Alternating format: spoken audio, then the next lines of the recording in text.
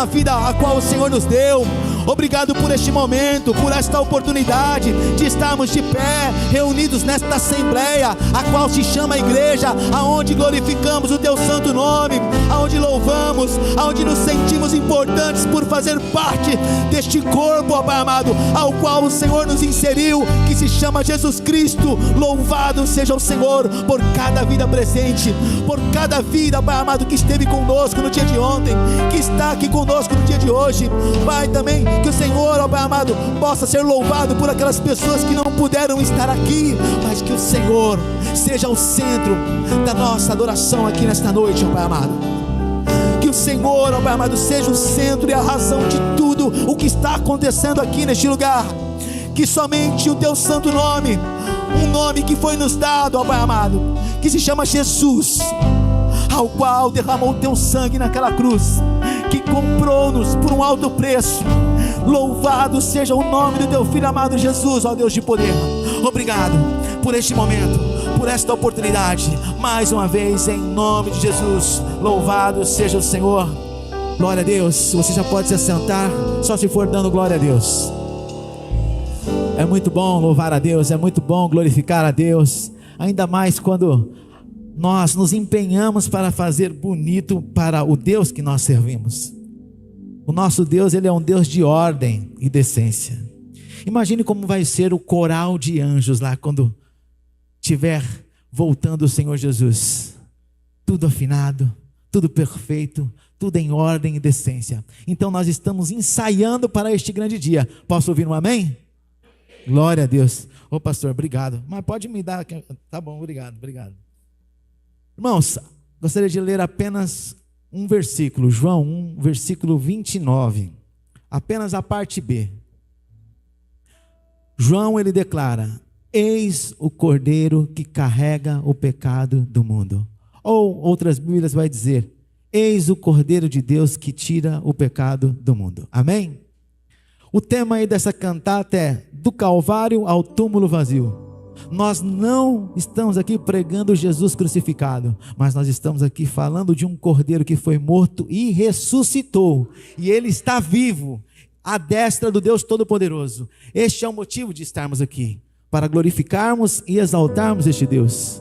Onde o pastor Marcelo, ele trouxe uma reflexão, falando ali sobre Pedro, né, seguindo Jesus de longe, e eu fiquei ali me atentando a essa parte da reflexão do pastor Marcelo, e eu falei, quantas e quantas vezes nós também dizemos que estamos seguindo Jesus, mas estamos escondidos, de longe, às vezes negamos Jesus com as nossas atitudes. Mas o fato aqui é que João, quando ele faz essa declaração aqui, eis o cordeiro que tira o pecado do mundo, no primeiro livro de João, a partir do versículo 14, nós vamos encontrar João sendo questionado por sacerdotes e levitas que foram enviados a ele. Homens de elite, homens que conheciam a palavra de Deus, homens que conheciam a lei de Deus, homens que conheciam e entendiam bem de sacrifícios que eram feitos na sua época, em relação ao pecado do povo, em relação às ofertas que eles traziam a Deus, em relação à adoração, eles conheciam muito bem. Sacrifícios instituídos pelo próprio Deus, que eram sombra das coisas futuras que haveriam de vir ainda. Então, quando olhamos para o livro de João, nós vemos Jesus em cena, mas não sabemos, muitas vezes, quem falou dele, da onde ele veio, por que ele veio, porque nós já pegamos tudo mastigado, fica facinho, né? E aí não compreendemos aquilo que as Escrituras Sagradas estavam falando em relação a Jesus, em relação ao Cordeiro que tira o pecado do mundo. Esse Cordeiro que tira o pecado do mundo, quando João avista ele e traz esta ideia ao povo, imagine o choque de realidade para aquelas pessoas que ouviam João falando: eis o Cordeiro que tira o pecado do mundo. Cordeiro que tirava o pecado do mundo era um cordeirinho nascido de uma cabra, um animal de 1 ano, sem defeito, que era levado para o sumo sacerdote, para que ele pudesse fazer o sacrifício pelo pecado da nação. Então, quando aqueles homens ouvem João falando isso, imagine o choque que acontece na vida daquelas pessoas. Mas o que aqueles sacerdotes foram fazer lá no deserto? Porque João Batista estava no deserto, vivendo a palavra e o objetivo para o qual ele foi criado. E o que aqueles sacerdotes foram fazer até João? Foram perguntar a João quem ele era. Saulo, quem é você, João? Você é aquele que havia de vir?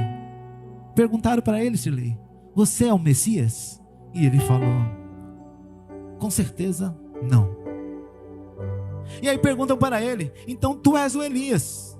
E ele diz, também não. Então tu és profeta? E ele diz, também não. E aí os sacerdotes e os levitas perguntam para ele, então nos diz quem de fato você é, para que nós possamos voltar com esta resposta lá para a cidade de Jerusalém, para que possamos dar a notícia de fato quem tu és. E João responde para eles, eu sou aquele de quem o profeta Isaías proclamou, eu sou a voz que clama no deserto. Eu sou a voz que clama no deserto. Eu sou o precursor, né? Resumindo, eu sou aquele que viria falar ou abrir o caminho para que o Cordeiro de Deus pudesse vir. Ele era apenas um mensageiro, anunciando que viria um Cordeiro de Deus, ao qual havia sido anunciado lá no Antigo Testamento em relação aos sacrifícios que eram feitos como sombra das coisas futuras, que nós muitas vezes não entendemos. E Jesus, ele não era somente o Cordeiro que tira o pecado do mundo, mas ele era o Cordeiro Pascual. Hoje fica fácil saber, né? Porque comemoramos a Páscoa.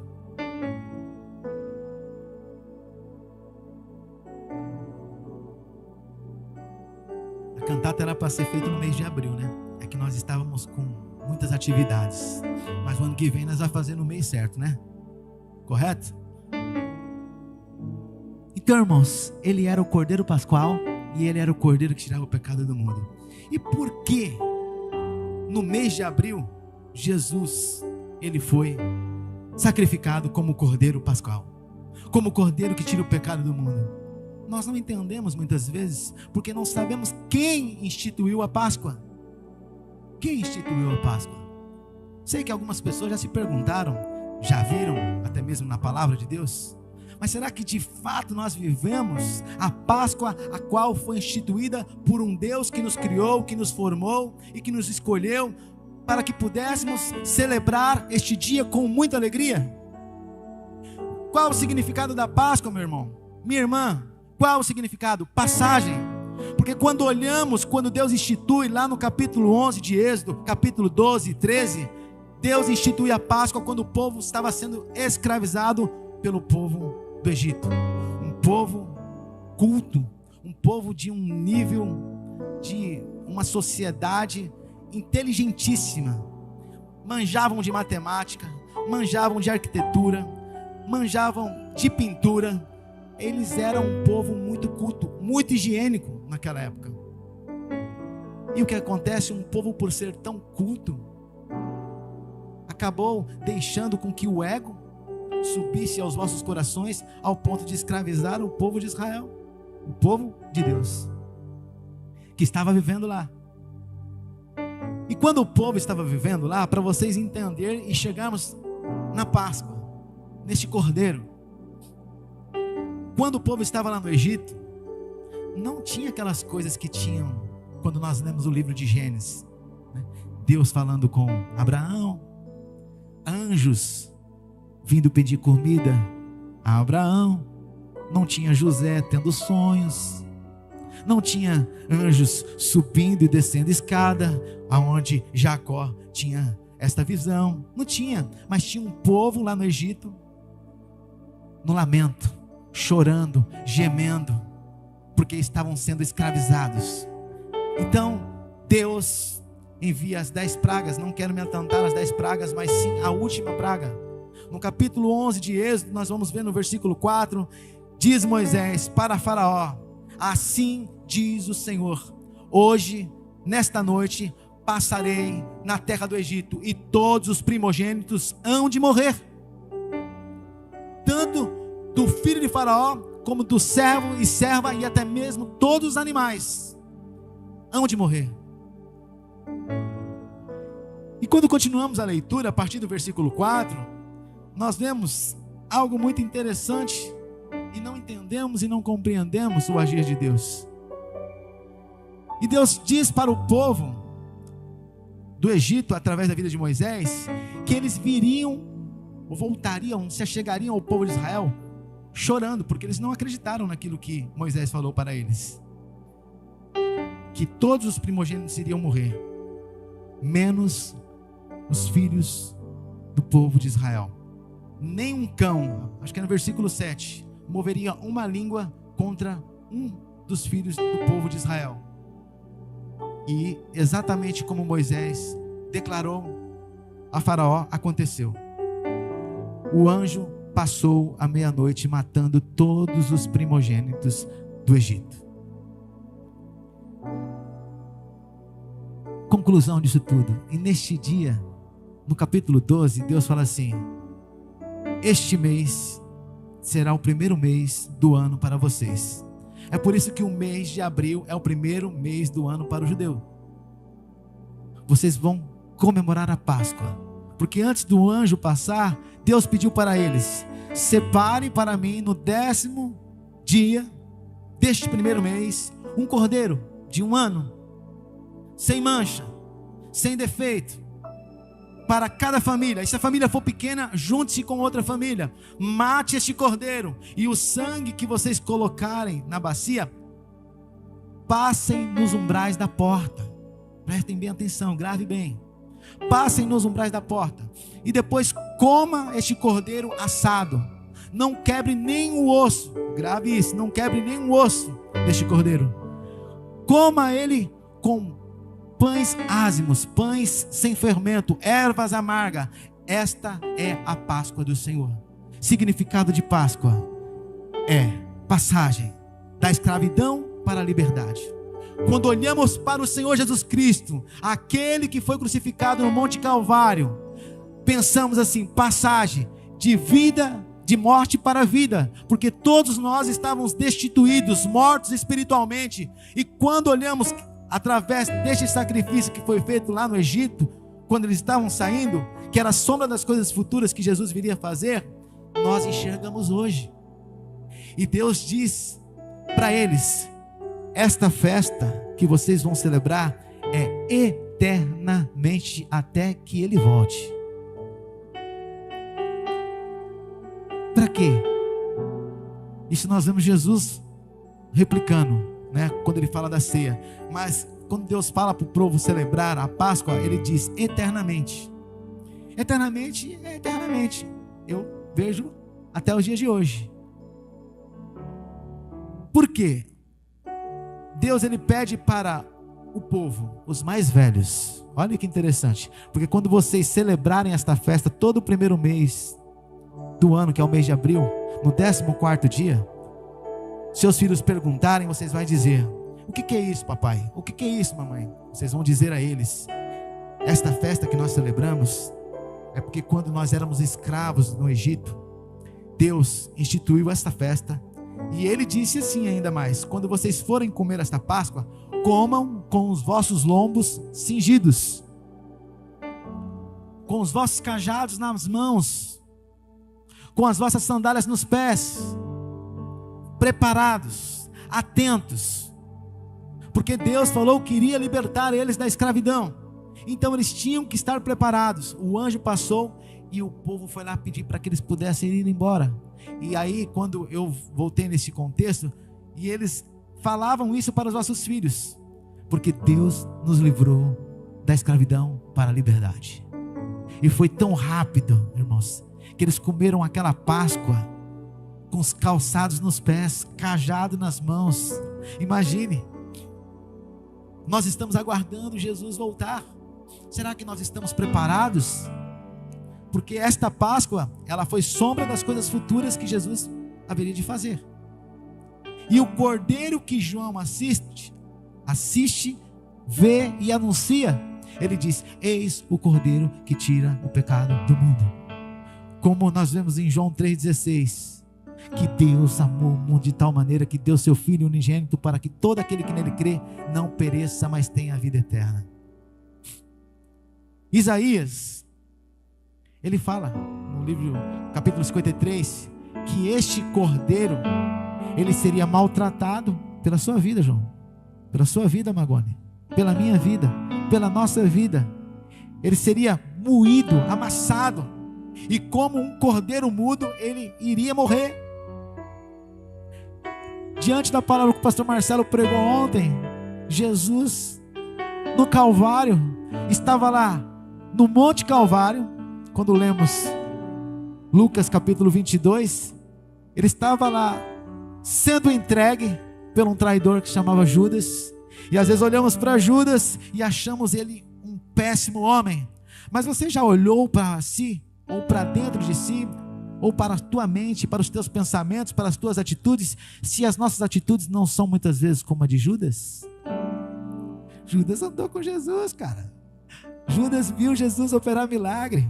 Judas se assentou na mesa com Jesus. Nós viemos à igreja, nós falamos de Jesus, cantamos louvores de Jesus, mas quantas vezes viramos as costas para este Jesus?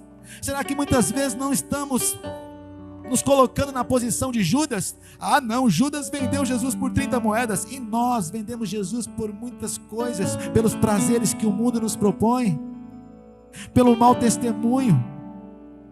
Porque se você crê em Deus, irmãos, nós temos que fazer a diferença, ou você é ou não é.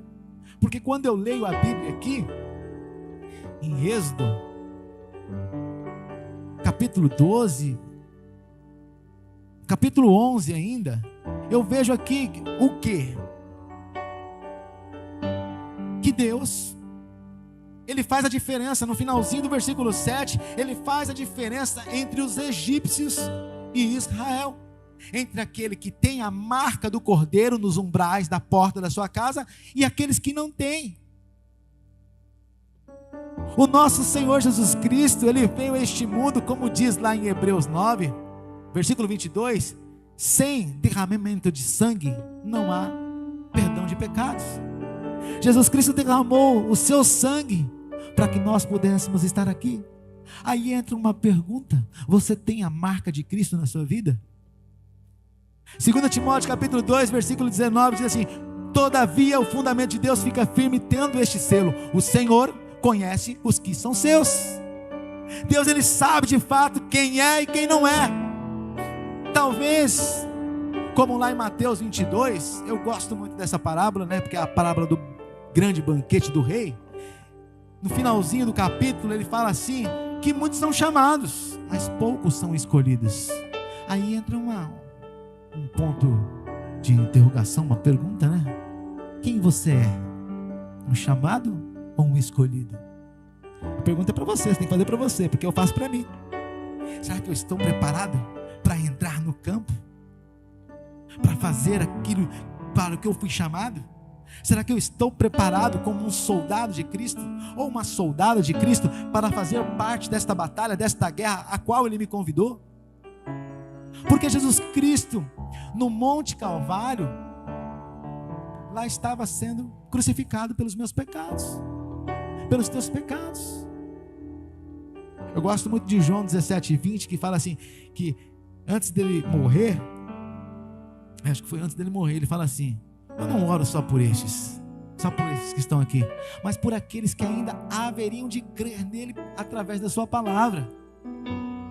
E nós cremos em Jesus por causa da palavra dele. Jesus estava orando por nós antes de nós crermos nele, através da palavra do eterno Deus, o Todo-Poderoso, aquele que escreveu através dos profetas, através dos homens e mulheres de Deus, a palavra de Deus. É de Gênesis a Apocalipse. Veio anunciando as boas novas. Nós achamos que estas boas novas, ela chegou somente a partir dos evangelhos. Não, as boas novas, ela sempre foi anunciada. Jesus viria. Jesus viria. Não é à toa que aqueles sacerdotes, quando foram questionar João e os levitas, eles queriam saber se de fato ele era o Messias. E João disse que não. E quantos de nós hoje sabemos que Jesus já veio a este mundo, pagou pelos meus pecados, pelos teus pecados, e Ele falou que um dia há de voltar. Você está esperando Jesus? De fato você está esperando? Será? Como está a sua preparação? Porque lá em Êxodo, Deus falou para o povo: vocês vão comer esta Páscoa, mas é com os lombos cingidos, sandália nos pés, cajado nas mãos, porque eles tinham um deserto para atravessar, para poder chegar aonde? Na terra prometida.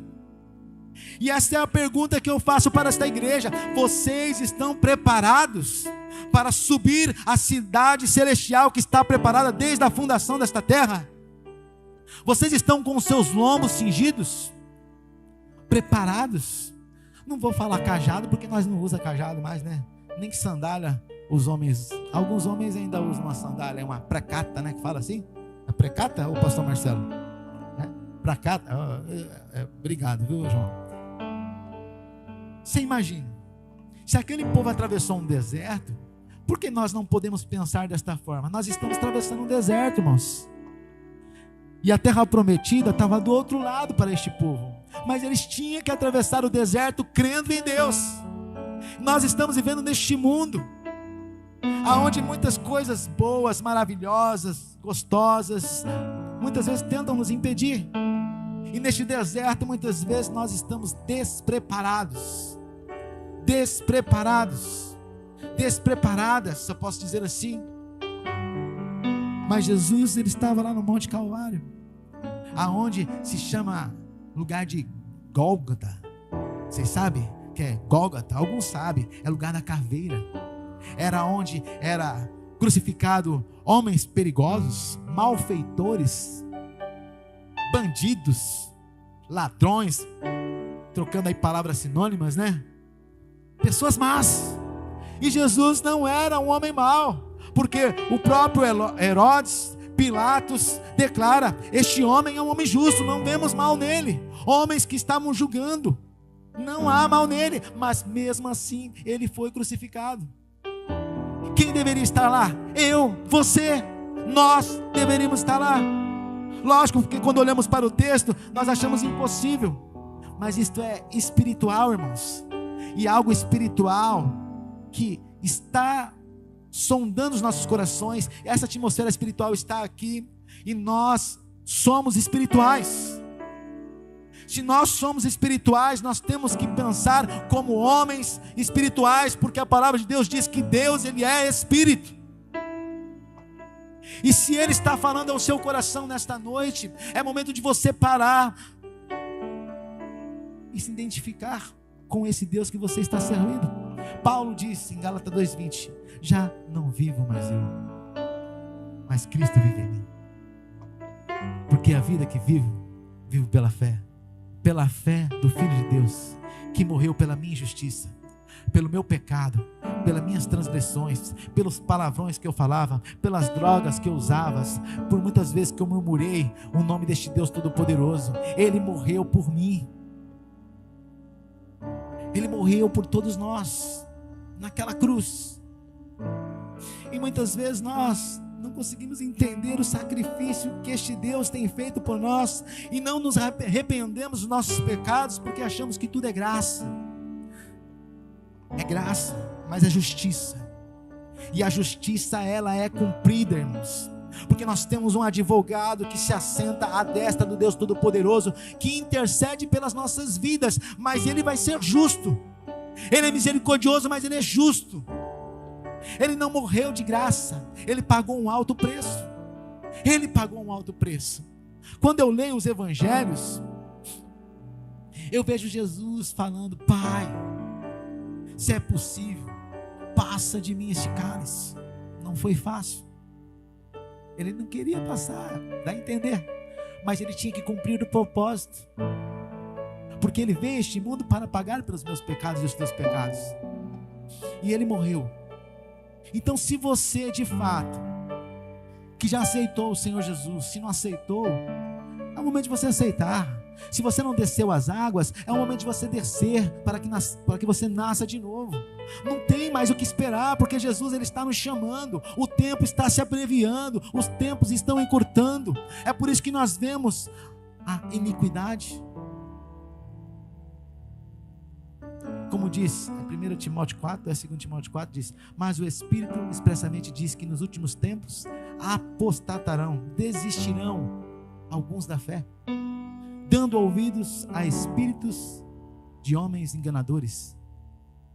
Espíritos enganadores, homens que têm a sua mente cauterizada. Tem pessoas, irmãos, que acham que tudo pode, que a vida é uma bagunça que nós vemos neste mundo por fora.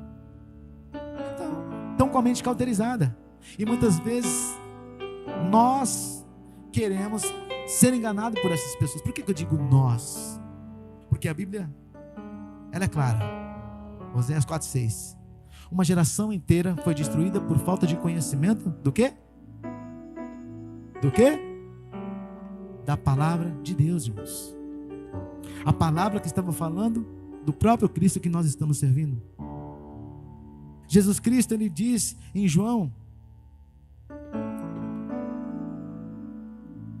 5, deixa eu ver se é 5:38, examinai as escrituras, porque ela testifica de mim. 39, obrigado, pastor. João 5:39 diz: examinai as escrituras, porque ela testifica de mim. E por que muitos não examinam a palavra? As pessoas falam: eu tenho dificuldade de ler. Então ouça a palavra. Ouça a palavra de Deus. A tecnologia, ela está aí, ela é boa e é ruim. Boa se você souber usar. Ontem eu estava conversando, mas já virou ponto de discussão também, sobre inteligência artificial. Tem outro nome aí?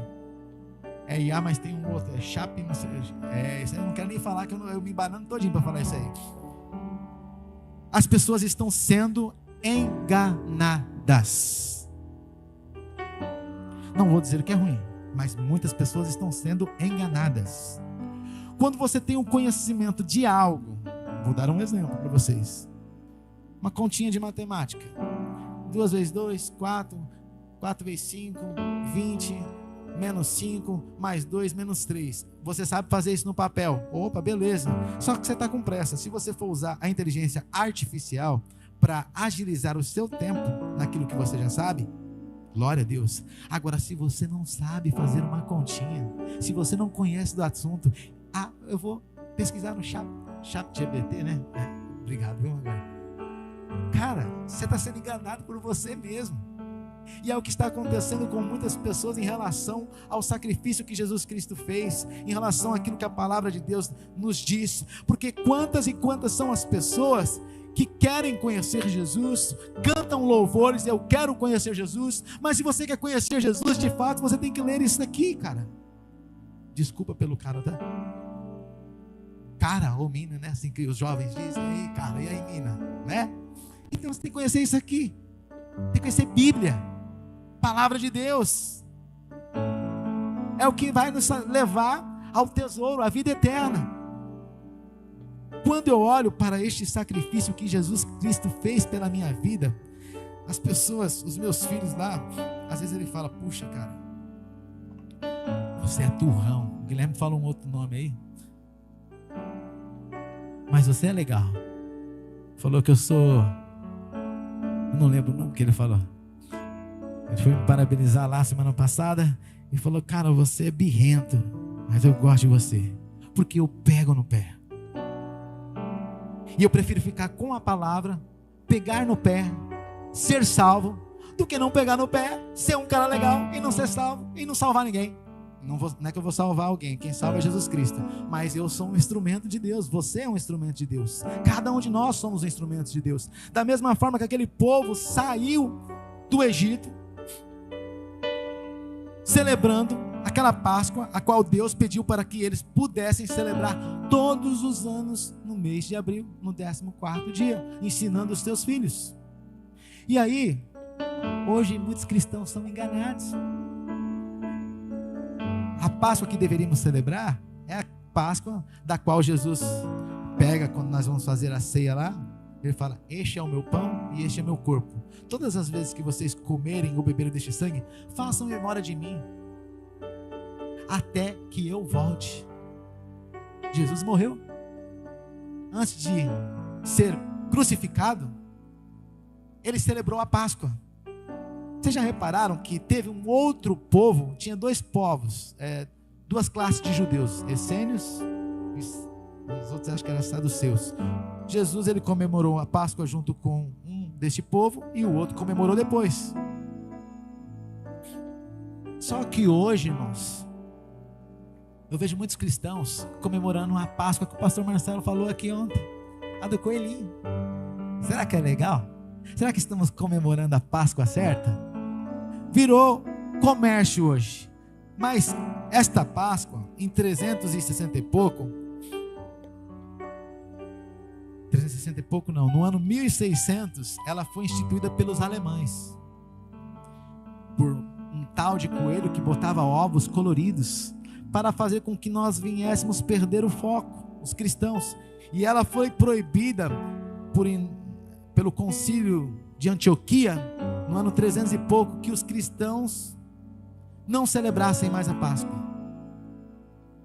porque Porque Páscoa é o quê? Passagem da escravidão para a liberdade, da morte para a vida, da tristeza para a alegria, da tribulação para a paz. Este é o significado da Páscoa. Mas as pessoas celebram a Páscoa, a qual muitas vezes nem sabem de onde veio. Dizem os historiadores que a história do coelhinho é em celebração a uma deusa da fertilidade. Irmãos, é proibido comer chocolate? Não é. Mas quando nós perdemos o foco da celebração real, quem instituiu a Páscoa, quem é o Cordeiro Pascual, nós deixamos de fazer parte do corpo de Cristo, deixamos de acreditar naquele que nos tirou da escravidão para a liberdade, da morte para a vida, da tristeza para a alegria. Deixamos de celebrar e anunciar a morte e a ressurreição de Cristo, que foi no Calvário para um túmulo que está vazio hoje. Porque o nosso Cristo, Ele ressuscitou, como diz lá em Colossenses 3, a partir do versículo 1. Portanto, se já ressuscitaste com Cristo, pensai nas coisas do alto, onde Ele está assentado à destra de Deus. E aí quando continuamos a ler o texto, eu gosto mais do versículo 4 também, que é muito interessante. Ele diz assim, por quê? Quando Cristo, que é a nossa vida, aparecer, então também vós, somos nós, apareceremos com Ele em glória, porque o túmulo está vazio, e Ele está à destra do Deus Todo-Poderoso, aguardando somente uma ordem do eterno poderoso Deus. Volta, meu filho, e cumpra a minha justiça, cumpra a minha palavra, e neste dia nós seremos julgados, seja você bom, seja você mau, não importa, seremos julgados, irmãos. Ninguém vai passar por isento, vamos todos ser julgados. Então nós estamos aqui pregando um Cristo que está vivo. Nós não o vemos, mas é pela fé. Tem um texto na Bíblia que diz: se esperarmos em Cristo somente nesta vida, somos os mais miseráveis homens. Então nós temos que crer, irmão, ainda que nós venhamos descer ao sepulcro, temos que crer que vamos ressuscitar, porque Cristo, Ele ressuscitou dos mortos. E este é o motivo de eu estar aqui nesta noite pregando esta palavra para vocês, porque o meu Redentor vive, porque o meu Redentor vive, e Ele me prometeu uma vida eterna. Ele te prometeu uma vida eterna, uma vida a qual nós vamos viver com abundância de alegria, abundância de paz. Viveremos nesta terra a qual o Senhor está nos proporcionando, ao qual está preparada lá nos céus, que um dia irá se fundir com esta terra, e iremos viver num novo céus e uma nova terra. Você está preparado, meu irmão? Você está preparada?